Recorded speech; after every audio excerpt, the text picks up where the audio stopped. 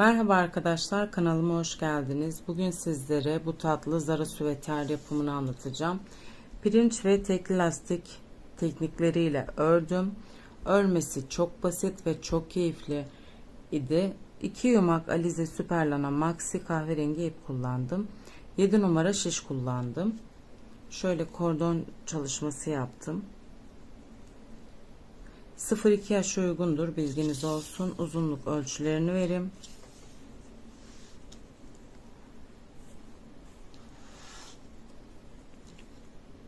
34 santim genişliği,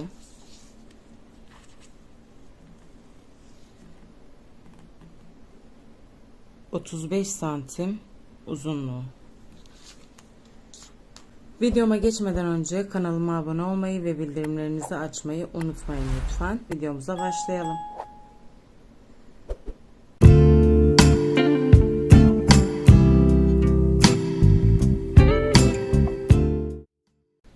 Arkadaşlar, örgüm için Alize Süperlana Maxi ip kullanacağım. 7 numara şiş kullanacağım. Renk numaram 466. 100 gram 100 metre uzunluğunda bir ip. Ve ben şişime 27 ilmek atarak başlıyorum.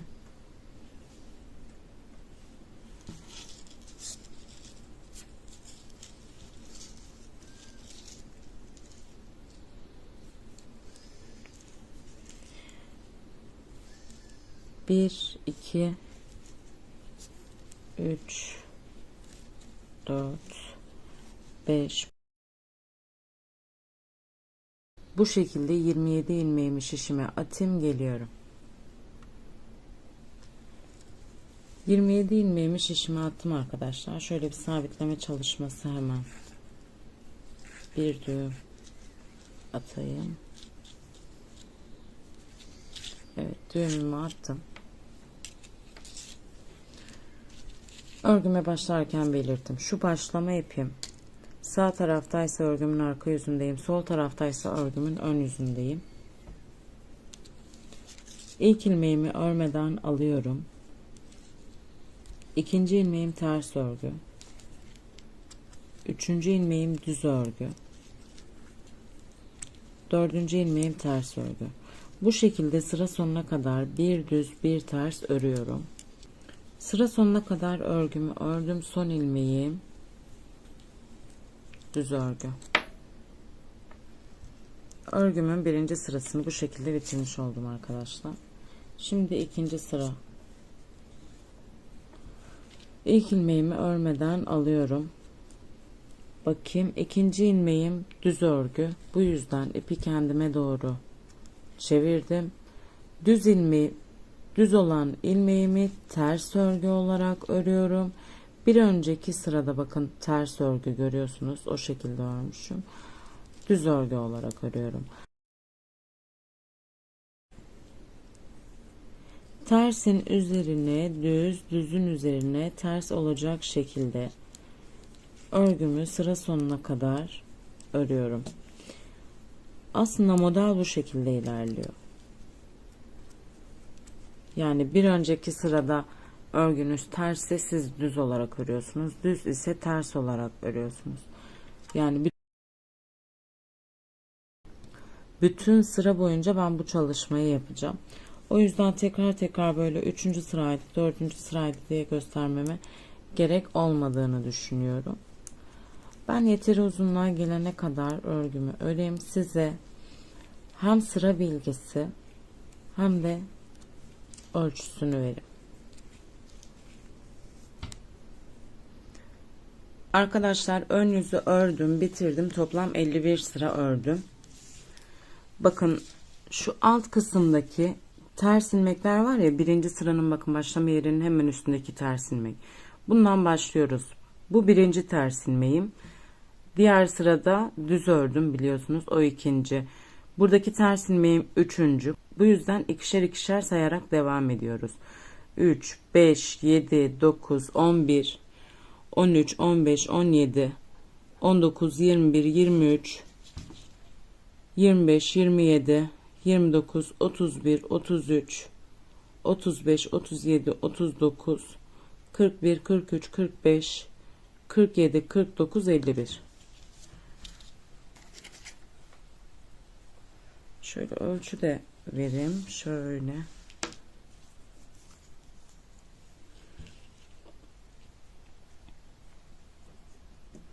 Gördüğünüz gibi 25 santim.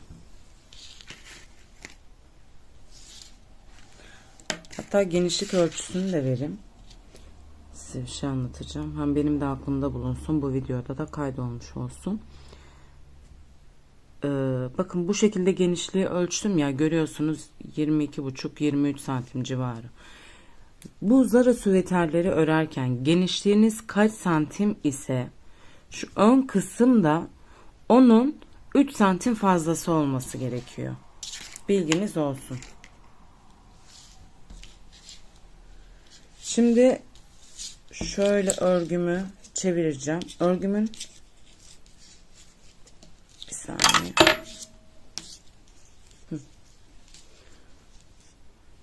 Örgümün şu an ön yüzündeyim, görüyorsunuz. Burada bir benim kesme çalışmam olacak.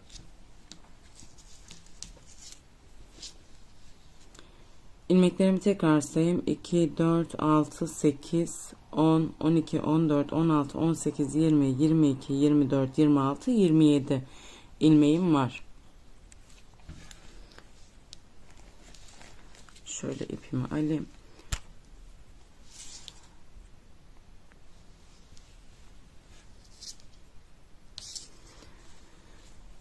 İpi kendime doğru çevirdim arkadaşlar. İlk ilmeğimi örmeden alıyorum. İkinci ilmeğim, bakın düz ilmeğin üstüne denk geldiği için ters örgü. Üçüncü ilmeğim düz örgü. Dördüncü ilmeğim ters örgü. Beşinci ilmeğim düz örgü. 5 ilmeğimi ördüm. 5 ilmeğimi ördükten sonra bu sıradaki ilk 2 ilmeği bir alarak, bakayım ilmek yönüne, düz bir şekilde keselim. Örgümün ön yüzündeyim zaten. Düz bir şekilde kestim. Mesela bakın buradaki ilmeğim düz örgü üstüne ters örgü ya, bunu bir ters ördüm. Bu kestiğim ilmeği bu ilmeğin üzerinden atlatıyorum. Şişimizde 27 ilmeğimiz vardı. O aklımızda kalsın. Başta ve sonda 5 ilmek ayıracağız sadece. Orta kısımdaki bütün ilmekleri kesiyorum. Bu ilmeği mesela ters örgü, düz örgü olarak ördüm ve bir kesme yaptım. Sıra sonunda toplam 5 ilmeğim kalana kadar bu şekilde ilmek yönüne göre örüyorum. Ondan sonra kesiyorum. Bakın düz örgü mesela, bunu ters örgü olarak ördüm ve kestim. Ters örgü, düz örgü olarak ördüm, kestim. Sıra sonunda 5 ilmeğim kalana kadar bu şekilde örüp geliyorum. Sıra sonunda 5 ilmeğim kaldı arkadaşlar. 2, 4, 5. Bu da kesmeden kalan ilmeğim biliyorsunuz. Yani 6. Sıradaki ilmeğimi düz bir şekilde örüyorum. Bir kesme yapıyorum. Şu an bu tarafımda da buradaki gibi toplam 5 ilmeğim var. Tersimi düz, düzümü ters olarak örüyorum sıra sonuna kadar. Bakın ara kısımdaki bütün ilmekleri ördüm. Başta ve sonda 5 ilmeğim var. Omuz çalışmasını yapacağım. Bunlar benim birinci sıramdı. Sayarak gidelim. Toplam 10 sıra örmemiz gerekiyor. Ama modeli uygulayarak örmem gerekiyor. Önce burayı öreceğim. Sonra burayı öreceğim. Ama kesme çalışması yapmayacağım. Yani burada ipi kesip şimdi burayı öreceğim ya, sonra burayı öreceğim. Geldikten sonra bu ense kısmında ilmek çıkartacağım ve örgümü örmeye devam edeceğim. Bu omuz kısmında dikiş çalışması yapmayacağım. Bu ikinci sırayı da göstereyim arkadaşlar. Gerisini hızlandıracağım.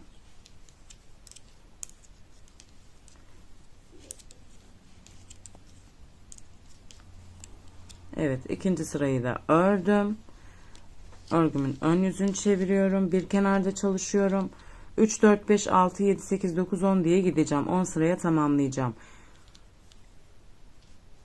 Hatta hızlandırmayayım. Ben bu kısmı öreyim. Toplam 10 sıra geliyorum. İkinci sırayı ördük. Üçüncü sıradayız arkadaşlar. Videoda çok zamanınızı almak istemiyorum. Arkadaşlar bu kısmı toplamda 10 sıra ördüm. Yumağımın iç kısmından diğer ucunu çıkarttım. Biliyorsunuz düz sırada burayı örmüştüm. Şöyle göstereyim. Örgümün arka yüzünde bu diğer ucu alıyorum. Buraya bu şekilde sabitliyorum.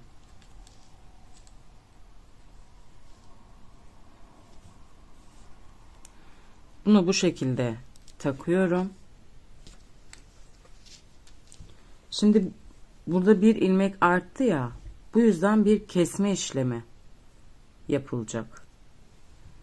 İlk iki ilmeğim bu şekilde ya arkadaşlar. Bunu düz bir şekilde kestim. 2 ilmeğimi kesince burada yine 5 ilmeğim kaldı toplamda. Bakın 2, 4, 5. İkinci ilmeğim ters örgü. Üçüncü ilmeğim düz örgü. Dördüncü ilmeğim ters örgü. Beşinci ilmeğim düz örgü. Tersimin üzerine düz, düzümün üzerine ters olacak şekilde ikinci sıramı da ördüm. Bu kısmı da toplam 10 sıraya tamamlayıp geliyorum. Yani 8 sıra daha öreceğim. Bu kısmı da toplam 10 sıra bu şekilde ördüm arkadaşlar. Yine modelimi uyguladım. Biliyorsunuz en başta benim 27 ilmeğim vardı. Başta ve sonda 5 ilmek bırak 5 5 yani toplam 10 ilmek şişimde bırakıp ara kısmın tamamını kesmiştim. Şimdi ipi kendime doğru aldım. Bu 5 ilmekte modelimi yine tersin üzerine düz, düzün üzerine ters gelecek şekilde örüyorum. 5 10 toplam 17 ilmek şişime atacağım arkadaşlar. 1 2 3 4 5 6 7 8 9 10 11 12 13 14 15 16 17. Bu işlemi örgümün ön yüzünde yaptım. 17 ilmeğimi şişime attım. Şöyle diğer 5 ilmeği de yaklaştırayım. 17 ilmeğimi şişime attıktan sonra bakın buradaki ipi kestim. Daha sonra arka tarafta ben bu ipi gizlerim. Buradaki 5 ilmeğimi tersime düz, düzümü ters olacak şekilde öreceğim. İlk ilmeğim ters, bu yüzden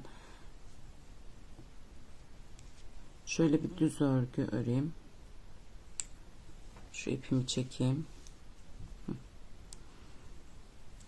Bu 5 ilmeği de olduğu gibi modele göre ördüm. Şimdi örgümün arka yüzüne geldim. Bu arttırdığım ilmeklerde model kurulumu yapacağım. İlk ilmeğimi örmeden alıyorum. İkinci ilmeğim ters örgü. Üçüncü ilmeğim düz örgü. Dördüncü ilmeğim ters örgü. Beşinci ilmeğim düz örgü.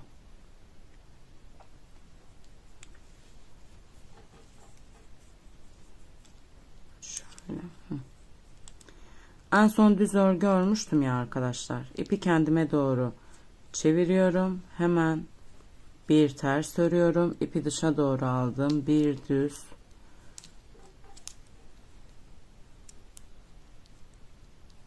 Sırayla bir ters, bir düz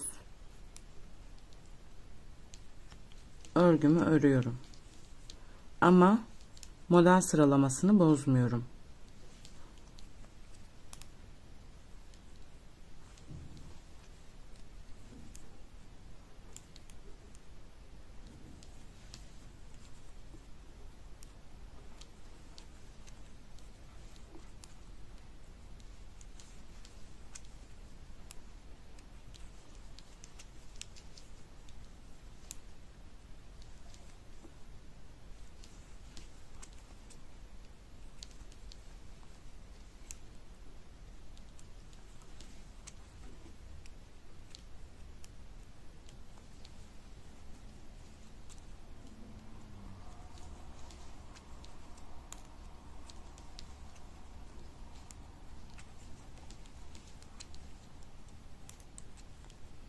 Evet bakın 5 ilmeğimin olduğu kısma geldim. Örgüm şu an ters. Bu yüzden düz örüyorum. Düz ilmeğimi ters örgü olarak örüyorum. Yani sıralamam doğru gitmiş. Sıra sonuna kadar örgümü ördüm. Burada şöyle bakın, bu ip ön kısımda görünüyor ya. Şöyle çekiyorum. Hemen bir alttaki ilmekten tığımı battım. Bu ipimi bu şekilde arkaya doğru aldım. Aldıktan sonra burada ters ilmeklerden bakayım sıralamasını.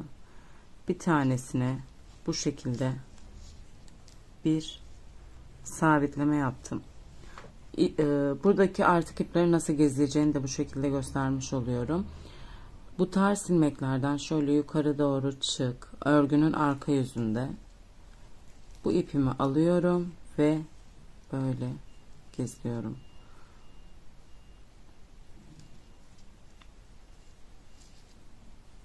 Evet. Artık ipi kesebiliriz. Zaten ön kısımda da hiç belli olmuyor. Evet arkadaşlar, modeli oturttum. Boyun çalışmasını hallettim. Ense çalışmasını hallettim. Şimdi yaklaşık 55 sıra, bir saniye, ilmek attığım sırayı saymıyorum. Bu benim birinci sıram. Biraz önce ördüğüm, model kurulumu yaptığım sıra. Birinci sıra. Toplam 55 sıra örüp geliyorum. Arkadaşlar arka kısımda toplam 62 sıra pirinç çalışması yaptım. İpim bitti. 63. sıramı yeni ipim yani ikinci ipim ile öreceğim. Şöyle tuttum.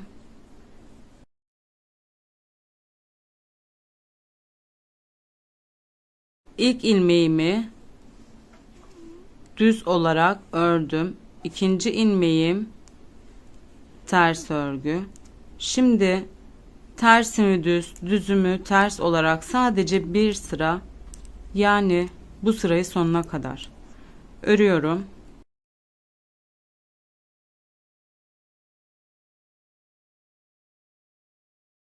Sıra sonuna kadar örgümü ördüm. Şimdi örgümün ön yüzündeyim arkadaşlar. Model çalışmamız bitti. Şimdi ilmek çoğaltmaya geçiyoruz. Bakın ilk ilmeğe bu şekilde karşıdan battım. İçinden bir ilmek aldım. Bu ilmeğim hala şişte gördüğünüz gibi. Şimdi çaprazdan batıyorum. İkinci ilmeğimi çıkartıyorum. Buna da aynı şekilde orta kısımdan battım. Bir ilmek çıkarttım. Bu buradayken hemen çaprazdan battım ve ikinci ilmeğimi çıkarttım. Şişimde var olan bütün ilmekleri bu şekilde bir ilmekten iki ilmek çıkartıyorum. Bu çalışmayı yapıp yan tarafa geçtiğim zaman o kısmı da size göstereyim ve kaç sıra öreceğinizi de söyleyeyim. Yan taraflarda zincir görünümü var, görüyorsunuz. Buradaki her bir zincir görünümünden 2 adet ilmek çıkartmanız gerekiyor. Yan taraflarda bu şekilde çıkıyor. Şu başlama kısmına geldiğimiz zaman burada da zincir görünümü var. Burada da her bir ilmekten 2 adet ilmek çıkartmanız gerekiyor.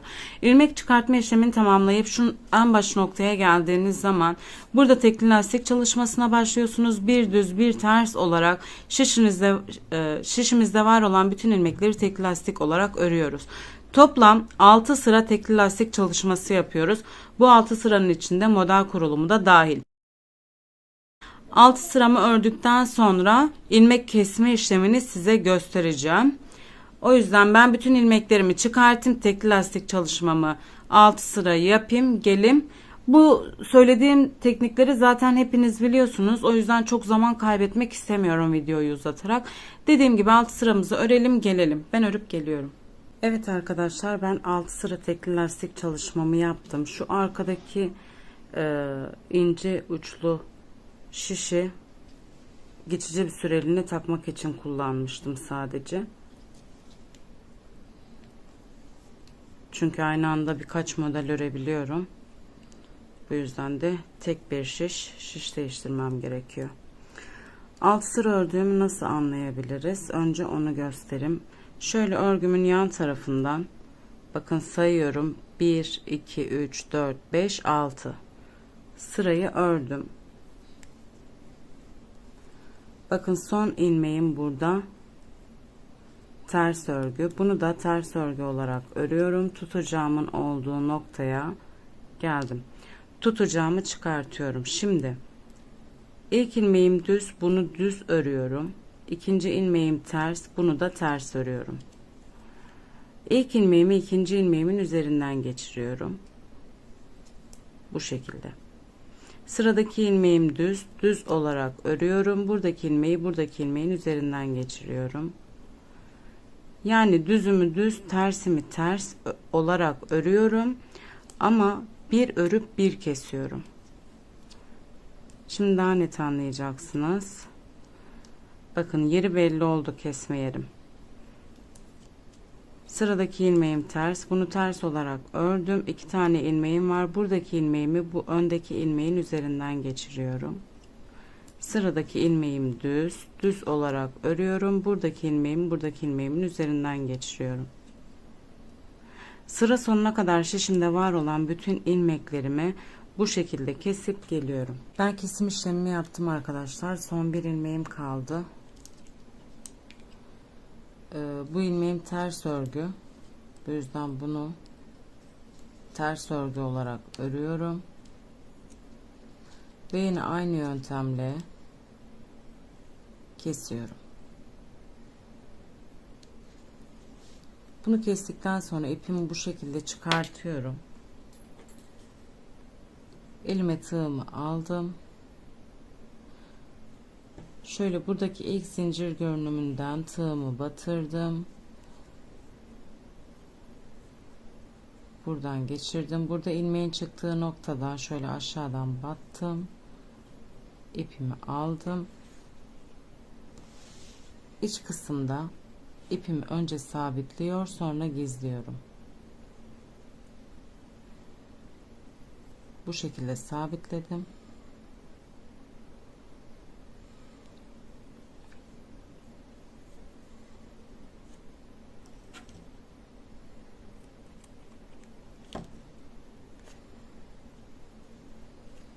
Bu şekilde gizledim ve artık ipimi de kestim. Gördüğünüz gibi. Şöyle bir kordon çalışmam var. Aslında kordon yapılışı kanalımda mevcut. Bu videonun altına da linkini ekleyeceğim. Ama yine de buradan bir kısmını göstermek istiyorum. Şöyle katlıyorum. Şuraya.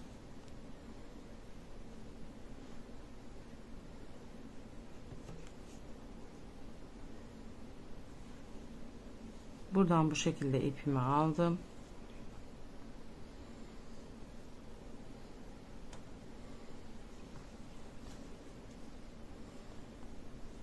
Bir, iki, üç, 4, 5.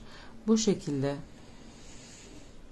45 ilmekten fazla olacak kadar kordon çalışmamızı yapalım arkadaşlar.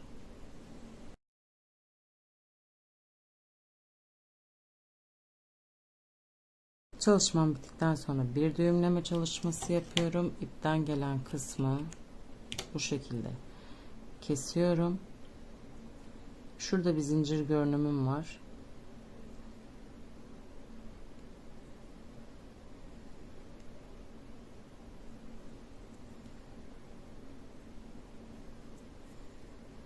Tığımla oraya giriyorum. Bu artık ipi alıyorum ve geri dönüyorum.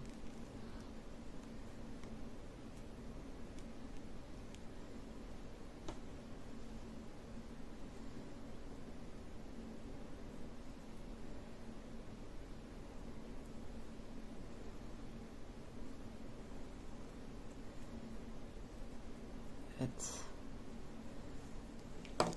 Buradaki artık ipimi de kesiyorum.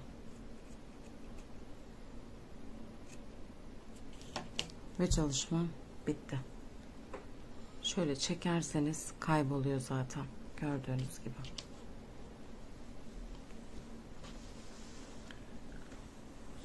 örmesi gerçekten çok keyifli ve çok tatlı bir model oldu. Benimle birlikte öğren arkadaşlar, ellerinize sağlık.